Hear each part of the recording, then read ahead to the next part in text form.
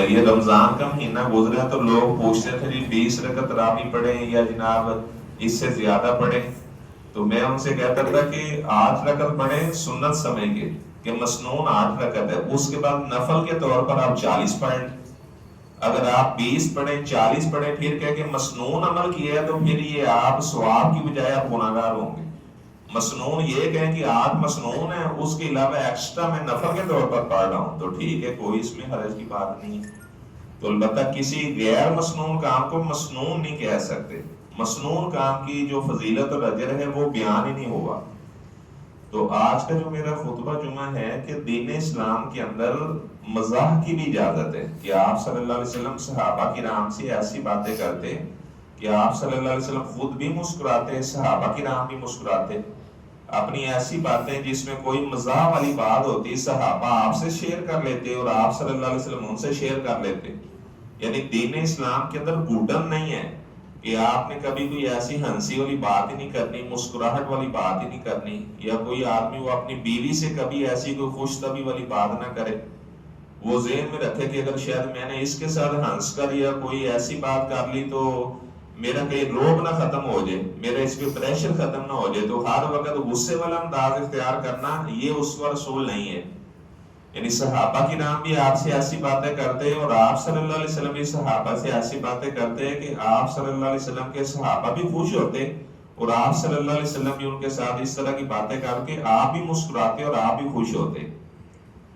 ایک دفعہ آپ صلی اللہ علیہ وسلم خچر پہ سوار تھے کہ وہ خچر بد کا، تو آپ صلی اللہ علیہ وسلم نیچے گر گئے۔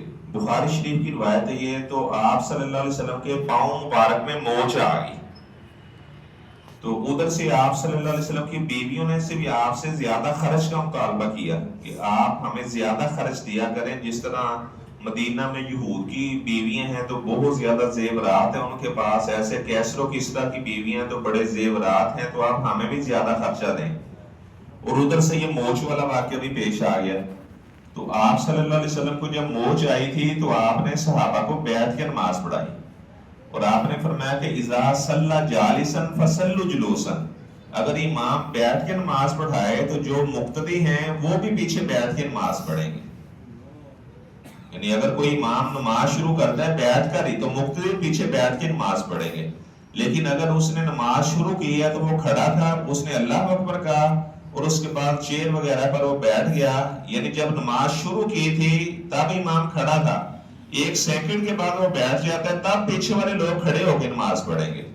البتہ اگر وہ بیٹھا ہوا اور بیٹھ کے کہتا ہے اللہ اکبر تکبیر تحریمہ، تو پھر پیچھے والوں کے لیے حکم بھی یہی ہے کہ وہ بھی بیٹھ کے نماز پڑھیں۔ تو خیر آپ صلی اللہ علیہ وسلم بالا خانے پر جو گھر میں دوسرا کمرہ تھا وہاں پہ چلے گئے، تو جو صحابی بھی اجازت مانگنے کے لیے آتا تو اسے اجازت نہ ملتی۔ حضرت بلال رضی اللہ تعالیٰ عنہ وہ دروازے پر باہر دربان بن کے بیٹھے ہوئے تھے، تو حضرت عمر حضرت حفصہ کے پاس گئے کہ آپ بھی اللہ کے رسول صلی اللہ علیہ وسلم کو آپ نے پریشان کیا ہے، تو وہ کہنے لگی اللہ کے رسول کی باقی بیویوں نے بھی خرچ کا مطالبہ کیا ہے تو میں نے بھی کر دیا، تو اس میں کیا حرج ہے؟ تو حضرت عمر غصے میں آ گئے، حضرت عمر نے اپنی بیٹی کی گردن سے پکڑ لیا کہ تو اللہ کے رسول کو تو نے پریشان کیا ہے۔ اب حضرت عمر کہتے ہیں کہ میں گیا اور میں نے کہا کہ اللہ کے رسول کے پاس اگر مجھے اجازت مل جائے تو میں کوئی ایسی بات کروں گا کہ اللہ کے رسول کو ہنسا دوں گا میں۔ اگر کوئی بندہ بہت زیادہ غصے میں ہو تو کچھ ایسے لوگ ہوتے ہیں کوئی بات کرتے تو وہ ہنس پڑتے ہیں۔ تو دروازے پر دستک دی تو حضرت بلال رضی اللہ تعالیٰ عنہ انہوں نے اپنا آپ صلی اللہ علیہ وسلم سے پوچھا کہ اللہ کے رسول عمر آئے ہیں آپ سے ملنا چاہ رہے ہیں، آپ نے فرمایا کہ نہیں اجازت نہیں ہے۔ آپ صلی اللہ علیہ وسلم کی طبیعت مبارک یہ تھی کہ اگر آپ کو گھریلو کوئی پریشانی ہوتی تو پھر پبلک میں آپ لوگوں سے ملا نہیں کرتے تھے، کہ یہ نہ ہو کہ کوئی گھریلو پریشانی کا کوئی اثر وہ کسی اور بندے کے اوپر نہ پڑ جائے۔ مثلا ایک آدمی وہ مینیجر ہے کسی کمپنی میں، اسے گھر میں بہت زیادہ غصہ ہے کسی وجہ سے اور وہ جناب فیکٹری کے ملازموں پر جا کر وہ غصہ نکالے، تو جہاں کا غصہ ہے اسے اسی جگہ پہ رکھنا چاہیے۔ یہ نہیں ہے کہ کسی کا غصہ ہو اور وہ کسی اور پہ بندہ نکالنا شروع ہو جائے۔ گھر میں لڑائی ہوئی میاں بیوی کی، مہمان آ گئے اور ان کے سامنے بھی وہ غصے کا اظہار اسی طرح کر رہا ہے، ایسا نہیں، وہ غصہ اپنی جگہ پر ہے، مہمانوں کو عزت اکرام ان کی مہمان نوازی وہ اپنی جگہ پہ۔ تو آپ صلی اللہ علیہ وسلم نے انکار کیا تو حضرت عمر نے دوبارہ حضرت بلال سے کہا کہ اللہ کے رسول سے کہے کہ عمر آئے ہیں. تو جب حضرت بلال نے دوبارہ کہا تو آپ نے فرمایا کہ عمر کو آنے دے، اجازت مل گئی. تو آپ صلی اللہ علیہ وسلم لیٹے ہوئے تھے، وہ کھجور کے جو پتے ہیں وہ آپ صلی اللہ علیہ وسلم کی کمر کے اوپر اس کے نشانات پڑے ہوئے تھے. تو حضرت عمر کی آنکھوں میں آنسو آ گئے. اللہ کے رسول، یہ ہماری یہ کیفیت ہے کہ اتنی غربت والا معاملہ ہے. تو آپ صلی اللہ علیہ وسلم نے فرمایا عمر اس میں پریشان ہونے کی کیا بات ہے، باقی جو نعمتیں وغیرہ زیادہ اللہ نے کافروں کو عطا کی ہیں، ہمارے لیے وہ نعمتیں اللہ نے جنت میں تیار کی ہیں. دنیا تو ویسی عارضی ہے، یہ تو گزر جائے گی. چاہے کوئی ململ کے اوپر جناب ریشم کے اوپر سوتا ہے اور کوئی آدمی اگر کھجور کے پتوں پر سوتا ہے تو آخر بھی ایک دن تو دنیا چھوڑ کے جانا ہی جانا ہے. تو ان کے لیے دنیا کے اندر یہ نعمتیں ہیں، ہمارے لیے آخرت میں یہ نعمتیں ہیں. تو آپ صلی اللہ علیہ وسلم سے حضرت عمر کہنے لگے اللہ کے رسول، میں نے سنا کہ آپ نے اپنی بیوی کو طلاقیں دے دی ہیں ساری بیویوں کو. فرمایا کہ نہیں، میں نے طلاقیں نہیں دی، میں ان سے ناراض ہوا ہوں، میں نے ان سے الہ کی ہے. الہ کا معنی یہ ہوتا ہے کہ قسم کھا لینا کہ اللہ کی قسم میں 1 مہینہ اپنی بیویوں کے پاس نہیں جاؤں گا، یہ الہ ہوتا ہے. لِلَّذِينَ يُؤْلُونَ مِن نِّسَائِهِمْ تَرَبُّصُ 4 اشہر، 4 ماہ تک اس الہ کی مدت ہے. کوئی بندہ ہاتھ اپنی بیوی سے 4 ماہ تک انتظار ہو، یعنی ناراض ہو سکتا ہے، اس سے زیادہ نہیں. 4 ماہ اگر گزر جائیں تو وہ بیوی پھر عدالت میں جائے تو وہ اپنا بتائے وہاں پر اپنا کیس، اگر وہ اس کے ساتھ رہنا چاہے تو ٹھیک ہے، ادروائز اسے خلا لے لے یا وہ شوہر اسے طلاق دے دے. 4 ماہ کے بعد قاضی اسے عدالت میں بلائے گا بھی آپ کیوں اس سے ناراض ہیں، 4 ماہ گزر چکے ہیں. تو 4 ماہ سے پہلے تک کا کوئی بندہ اگر الہ کر لے تو اس کی شریعت میں اجازت ہے. تو خیر آپ صلی اللہ علیہ وسلم نے 1 مہینے کا الہ کیا تھا. تو آپ نے فرمایا کہ میں نے طلاقیں نہیں دی، میں ان سے ناراض ہوا ہوں. تو حضرت عمر کہتے ہیں اللہ کے رسول، مجھے تو جب پتا چلا کہ آپ کی بیویوں نے آپ سے خرچ کا مطالبہ کیا ہے تو میں سیدھا اپنی بیٹی حفصہ کے گھر گیا. تو اخذت عنقها، اس کا پنجابی ترجمہ یہ ہے کہ میں نے اس کی گچی دبا دی.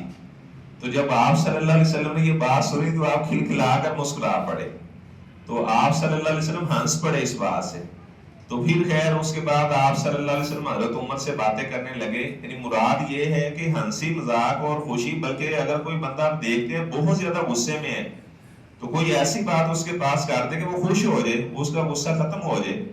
تو آپ صلی اللہ علیہ وسلم بھی صحابہ کی نام سے مزاح کر لیا کرتے تھے. ایک آدمی نے آپ سے کہا اللہ کے رسول انکا تداعبنا، آپ بھی ہم سے بڑا مزاح کرتے ہیں. آپ نے فرمایا کہ لا اقول الا حق، میں مزاق اگر کرتا ہوں تو میں حق بات ہی کہتا ہوں. یعنی اگر کوئی بندہ سچ بول رہا ہے اور اگر کسی سے مزاق کر لیتا ہے تو اس میں کوئی حرج کی بات نہیں ہے. حضرت انس فرماتے ہیں کہ میرا ایک بھائی تھا، اس کا نام عمیر تھا. اس نے ایک بلبل رکھا ہوا تھا. بلبل کو عربی زبان میں نغیر کہتے ہیں. کہتے ہیں اس کا وہ بلبل مر گیا. تو آپ صلی اللہ علیہ وسلم جب ہمارے گھر آتے تو کہتے یا ابا عمیر ما فعل النغیر، ابو عمیر آپ کے نغیر بلبل کا کیا بنا. یعنی آپ اس سے خوش طبیعی انداز سے کرتے. اور حضرت انس کہتے ہیں آپ صلی اللہ علیہ وسلم جب مجھے ملتے میرے کان سے پکڑ لیتے اور فرماتے یا ذل اذنین، 2 کانوں والے کیا حال ہے آپ کا.